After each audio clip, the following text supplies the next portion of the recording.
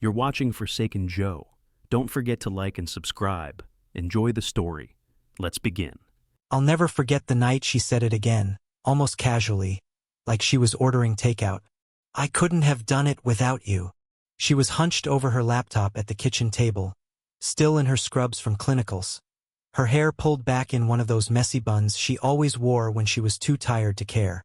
I was walking in from a double shift, soaked in grease and dish soap, still smelling like the back of the diner. She looked up and smiled, like I was some kind of hero. My name's Ethan. I'm 34 years old. I live in Portland, Oregon. Back then, I thought that smile was enough. Like just being the guy she leaned on made all the late nights and extra shifts worth it. I used to tell myself I was building something with her, something long-term. I didn't mind picking up extra work when her classes ran long. I didn't mind selling my camera to help pay for her textbooks. I was proud of her, proud of me. Quick note, before we get deeper into it, tell us which city or country you're watching from. But then the years started stacking up. One semester turned into another. Med school never really ends. It just shifts into residency talk and job hunts and boards and endless stress. I stayed steady through it all.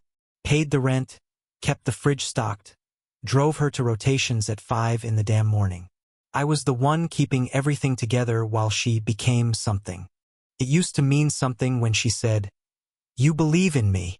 Now it just felt like a line. I started noticing little things. She stopped looking up when I came home. Stopped thanking me for the takeout I brought, the bills I paid, the weekends I gave up. She was always tired, always busy, always just trying to make it through. And I understood. I really did. But damn, it started to feel like I was just background noise in her life. Then came that message. She texted me after finishing one of her big exams. Just 6 words. Couldn't have done it without you. No emoji, no love you. Nothing. I stared at it for a long time. I used to feel proud reading words like that. But that day they hit different. They felt hollow. Like they were meant to keep me in place like a leash. And that's when I started wondering, was she really grateful? Or was she just making sure I stayed useful? I didn't say anything that night. Just grabbed a beer, sat down on the couch, and told myself to hold out until graduation. Maybe then, I'd finally hear something real. I told myself to hold out until graduation. That was the lie I kept feeding myself. 3 weeks after that text, her car died right in front of the hospital. Transmission shot. I remember standing in the rain, jumper cables in hand, freezing my ass off while she sat inside scrolling her phone like I was some damn mechanic. The next day, I sold my own car. My dad's old Silverado I'd rebuilt from the ground up and wired her the money. No argument, no hesitation. Just did it. She needed it more than I did, right? She said thanks. That was it. No hug. No. I'm sorry you had to do that. Just thanks. Like I handed her a bottle of water. A month later, she needed help co-signing a new student loan. I didn't even flinch. My credit was solid. Hers was shot from undergrad. Signed the papers without reading the fine print. That's the kind of guy I was. Ride or die. I always thought that meant something. But somewhere along the way, I became invisible. She stopped checking in. Stopped asking how my day was. Everything was clinical this and rotation that. I'd make dinner, she'd eat half of it and vanish into her books. No, this is great. No, thank you. Just gone. I tried to talk to her once. Hey, Liv, I said, leaning on the doorframe of our bedroom. You think maybe we could do a date night or something? Like, remember when we used to hit that little taco place on Alberta? She didn't even look up. I have an exam, Ethan. Can we not do this right now? Not angry, not rude, just cold. Like I was a noise she needed to mute. I stood there for a second, waiting for her to look up. She never did. I told myself it was temporary. She was tired. She was stressed. This was just the price of building a future with someone in med school. But every time I looked around the apartment, all the things I'd paid for, the late bills I juggled, the nights I stayed up waiting for her to come home, I started to feel like I was living in someone else's life. One night, I opened my own bank app and did some math. Over 5 years, I'd spent over 350 grand on her education, tuition, books, car repairs, rent, food, everything. I'd sacrificed raises by turning down job offers that would have moved me out of Portland. I even passed on an IT management position in San Diego because she couldn't afford to move during her second year. She never asked me to give it all up, but she also never told me not to. And once I did, she acted like that was just the deal. Like my life was her safety net. Still, I kept pushing down the resentment. She was gonna graduate soon. She'd finally be a doctor. And maybe, just maybe, she'd look at me, really look at me and say, "You did this with me. Couldn't have made it without you." And actually mean it this time. So I went out and bought her a graduation gift. It was a gold stethoscope, custom engraved. Dr. Olivia Sutton, never doubt your worth. Cost me nearly $1,000. When I picked it up from the jeweler, the woman behind the counter smiled at me and said, "She's lucky to have you." I nodded and walked out with the box in my hand. But the whole drive home, all I could think was, if she's really that lucky, why the hell doesn't it feel like it? I came home from a shift one morning. Another early one where I was up at 5, stocking shelves and loading trucks for extra cash. The place was quiet. Olivia had left her laptop open on the kitchen counter, half a protein bar next to it and a coffee mug still steaming. The screen showed a Google Doc titled, "Graduation Speech, Final Draft." I walked past it at first, dropped my keys, kicked off my boots, but something pulled me back. Maybe curiosity, maybe some small, bitter hope that this was finally the moment she'd say something real about us. I stood there, arms crossed, reading it like it was a test I didn't study for. Started how you'd expect. To my professors, your patience and brilliance guided me. Then her classmates. A paragraph about shared struggles and lifelong bonds. Then her mentors. Some quote about grit and resilience. Nothing about me. I scrolled slower. Line by line. Word by word. Still nothing. And then I hit it, buried near the end. And to the courage it takes to let go of the past. I just stood there, my hands clenched without even thinking. That one line hit harder than every thank you she didn't write. Let go of the past. That's what I was now. Not the man who stood by her. Not the one who sacrificed everything. Just the past. Something she had the courage to let go of. I sat down in the chair. Couldn't even move. She came in a few minutes later, talking fast, not even looking at me. Did I leave my badge on the table? I have to get to campus early. Some ceremony prep thing with Dean Keller, and I still haven't. She stopped when she saw me reading the screen. Her face didn't change. Not guilt. Not surprise. Just calm. Like this was normal. Like she expected me to see it and move on. "You weren't supposed to see that yet," she said, setting down her bag. I forced a smile. "Looks good." She raised an eyebrow. "Really?" "Yeah," I said, standing up, closing the laptop. "You're ready for the next chapter." She gave a small nod. "I think so." That was it. No pause. No explanation. She just grabbed her coffee and left. And I stood there in our kitchen, next to the box with the engraved stethoscope still wrapped in silver paper. I wanted to say something. Ask her if that line meant what I thought it did. Ask her if I was just some guy she leaned on until she didn't need to anymore. But I didn't, because I already knew the answer. That speech wasn't just words. It was her way of rewriting the story. And I wasn't in it anymore. The laptop was still warm when she left, but I didn't touch it again. I just sat there, staring at the silver box on the counter. About an hour later, Olivia's phone buzzed on the kitchen stool where she'd tossed it. I barely noticed at first until the screen lit up again, and again 3 times in a row. "Kayla." I didn't plan to look. Honestly, I never touched her phone. But something felt different, like my gut had already made the decision before my hand moved. It wasn't locked. No PIN. No Face ID. Just open. The message thread with Kayla was right there. The latest one read, "You're almost out. Just stay sweet until you get what you need." My mouth went dry. My thumb hovered, and then I scrolled up. "He still thinks you're gonna build a life with him?" Girl, please. He's the one who built yours. That doesn't mean he gets to stay in it. Exactly. I needed someone stable, someone dumb enough to stay loyal while I handled business. Useful is useful. That's it. I stopped breathing. Once residency starts, I'll be in Chicago. He's not coming with me. You told him that yet? Not directly. No reason to start a fight before graduation. He deserves a soft landing. A soft landing? You mean dumping him after he funded your whole damn life? We both got what we needed. Nah, you got med school. He got leftovers. I couldn't read anymore. My hands were shaking. I set the phone down like it was a loaded gun. Useful. Stable. Dumb enough. Like I was a freaking temp job she took to get to where she was going. I leaned against the fridge, breathing hard. I felt it in my stomach first. Like acid.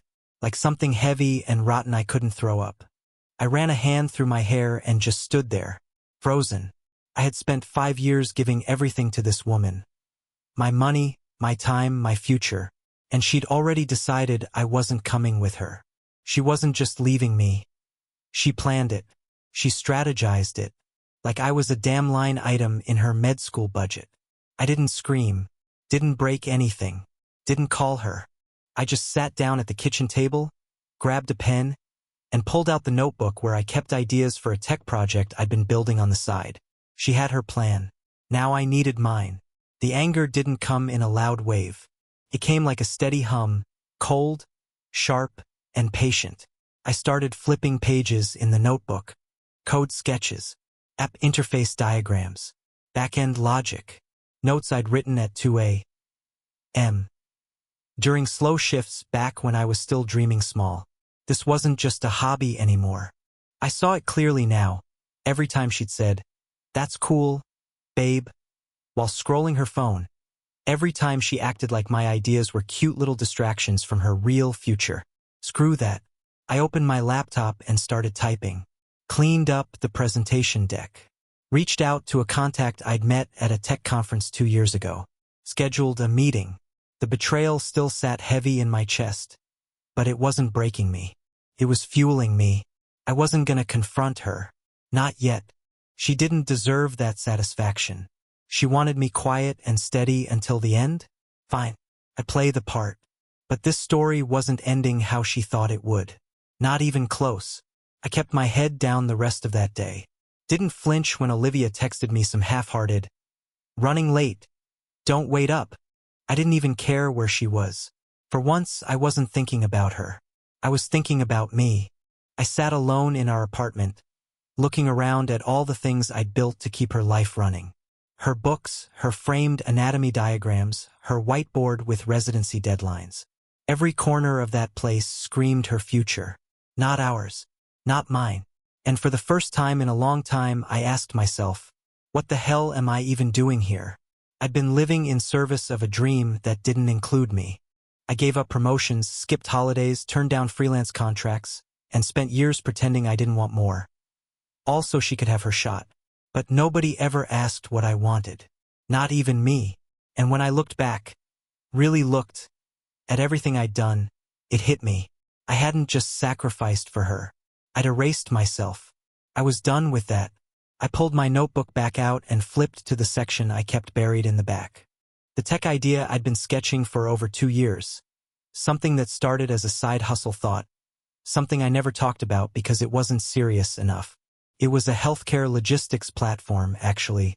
Smart, streamlined, and built from the inside out.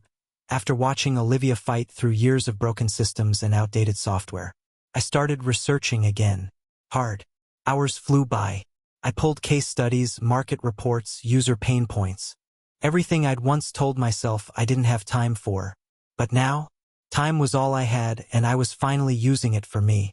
Every click, every spreadsheet, every line of code felt like taking a piece of myself back. By midnight, I had a roadmap laid out. Development milestones, patent applications, funding strategy. And you know what? The deeper I got into it, the clearer it became. This thing wasn't just good. It was real. Could work. Could win. The weird part? I didn't feel scared. I wasn't doubting myself the way I always used to. I didn't hear her voice in my head telling me it was a cool side idea. I heard my own voice, finally loud enough to matter. That night, I backed everything up, secured my domain name, and started reaching out to investors anonymously. No mention of Olivia. No mention of the 5 years I spent playing support staff to someone else's dream. This future, it was mine. I was done waiting for someone to see my worth. I was done being useful. Now I was building something where I didn't have to ask for space. I'd own it. And when it was done, it wouldn't just be revenge. It'd be proof I never needed her validation to begin with. By the end of the week, I had 3 VC meetings lined up. All of them virtual, all of them under a shell name. I used an alias, hired a lawyer through a referral, and kept my personal life completely separate. No paper trail back to me. Not yet. It moved fast. Faster than I expected. By Friday, I had a term sheet. By the following Tuesday, I had a signed acquisition offer. $500 million. $500 million for the same project Olivia once called a cool little app. I didn't celebrate. No champagne, no big moment. Just stared at the email, let it sit for a minute, then forwarded it to my lawyer. Move forward. Finalize it. He called me 5 minutes later. Are you sure you don't want to? No, I said. Get it done. That night, Olivia came home late again. She dropped her bag on the floor, kicked her heels off, and flopped onto the couch like she'd been working in a coal mine. Long day? I asked, setting a glass of water on the table for her. She nodded. They gave me the job at Northwestern. I paused. Chicago. She nodded again, barely looking up. Starting in August. Neuro-rotation. Top of my list. I told Kayla first, of course. Figured I'd tell you tonight. Congrats. I said. I'm happy for you. She smiled. Thanks, babe. I know this whole thing's been hard on you. That was it. No real gratitude. No follow-up. Just assumed I'd nod and fall in line like always. I did nod. And I smiled. But it didn't mean what it used to. Every time she talked about her future now, it felt like I was watching someone else's movie. I wasn't in it. I was just standing in the background, blurry. But I didn't flinch. Didn't snap. I listened when she vented about hospital politics. I made her coffee in the mornings. I helped her pick out a blazer for her final clinical interview. I played my part so perfectly, even she didn't notice the shift. Meanwhile, the deal closed. The money hit the trust account. My startup was officially sold. The name on the contract wasn't mine, but the control behind it was. And I felt it, like a silent gear had locked into place in my chest. All those years of sacrifice, that weight was gone. I wasn't the backup dancer in her story anymore. Hell, I wasn't even on the same stage. She was preparing for her big moment. Graduation, new job, new life. But so was I. The difference? Mine didn't depend on anyone but me. There was this quiet power building inside me. Not loud, not petty, just solid. I'd been overlooked for so long. She didn't see it coming. And I wasn't going to warn her. 3 nights after she told me about the Chicago job, she walked into the kitchen holding a manila envelope like it was a grocery list. She didn't sit down. Just slid it across the counter like she was clocking out of a shift. I've been thinking about this for a while, she said. I think it's time we both moved on. I stared at the envelope. She didn't blink. This doesn't mean I don't appreciate what you did for me, she added, voice steady. But we've outgrown each other. You have your path. I have mine. It hit harder than I expected. Not because I didn't see it coming, but because she said it like we were business partners dissolving a contract. Like 5 years of my life didn't mean a damn thing. I opened the envelope. The word divorce jumped off the page like it was bolded in red. You already talked to a lawyer? I asked, not looking up. She nodded. Yeah, it's a no-fault filing. Clean. No contest if we keep it that way. No emotion. No hesitation. I looked her in the eye. You done? She tilted her head. That's all I needed to say. I picked up the envelope and walked past her. All right then. No yelling. No fight. No tears. I could feel her watching me, waiting for some kind of reaction. Some desperate plea. Some weak little speech about how we could fix it. But I didn't give her that. I went to the bedroom, shut the door, and sat on the edge of the bed, holding the envelope like it was radioactive. She wanted clean and easy. She thought I'd roll over, sign the papers, and maybe cry about it in the shower. She had no idea who she was dealing with. The next morning, I called my lawyer. "She's filing?" he asked. "Yep," I said. "And she thinks she's walking away with half." He laughed under his breath. "She doesn't know what we've already locked down." "Nope," I said. "And I'm not going to tell her until the papers hit her back." We'd structured the company sale through a layered trust with no marital ties. All assets were registered post-funding. Olivia's name wasn't anywhere near it. She'd get nothing. My lawyer reviewed everything again, just to be sure. "Ironclad," he said. "She has no legal claim to the company, the money, or any future profits." I leaned back in my chair. Good. Over the next few days, I kept playing the part. Still did the dishes. Still asked about her interviews. Still smiled when she talked about apartment hunting in Chicago. She never brought up the divorce papers again. I didn't either. But every time I looked at her, I felt it, that cold clarity in my chest. She thought she'd beat me to the punch, that she'd toss me aside and walk off into her shiny new life. But she didn't know I'd already won. The morning of the hearing, she showed up in a slate gray suit like she was heading into a board meeting. Hair perfect, face calm, that same look she gave patients when she didn't want them to panic. I wore a navy blazer and jeans. No tie, just clean and sharp enough to look serious. My lawyer, Grant, walked beside me, holding the folder that would bury her case. She didn't say a word to me when we passed in the hallway, just looked straight ahead like I wasn't even there. That part was familiar. The courtroom was quiet, not packed, just us, our lawyers, and a judge who looked like he'd heard every kind of lie under the sun. Olivia's lawyer started first, polished, loud, and rehearsed. "Your Honor, although the official sale of the business occurred post-separation, the concept, development, and intellectual groundwork were laid during the marriage. My client deserves fair compensation for that contribution, as this was built while they were still married." I watched Olivia nod along, arms folded, like it was all just obvious math. Grant stood, calm, measured, voice like a damn scalpel. "Your Honor, the business in question was ideated, designed, and funded exclusively by my client. We've included timestamps, email records, NDAs, and legal filings showing that the entire structure of the company was established after the date of marital breakdown. My client used none of the shared marital assets, and there is no evidence that Mrs. Sutton, excuse me, Dr. Sutton, contributed in any form." He handed over a packet to the judge, page-clipped and numbered. Olivia shifted in her seat. Subtle, but I saw it. Her lawyer tried again. "But surely, Your Honor, there is an implied benefit here. Mrs. Sutton supported his stability while he worked on this project. She gave him the freedom." Grant didn't even let him finish. "She did not know the business existed, Your Honor. In fact, she filed for divorce before ever hearing of it. And she referred to my client in written correspondence." He pulled up a screenshot from Kayla's text thread. "As someone she had no intention of including in her future, you could have heard a pin drop." The judge took his glasses off, rubbed his eyes, looked directly at Olivia. "Dr. Sutton, is this accurate? Did you file for divorce before learning about the business?" She hesitated, then gave a tight nod. "Yes, but I didn't know he was." "That's my point," the judge said, holding up a hand.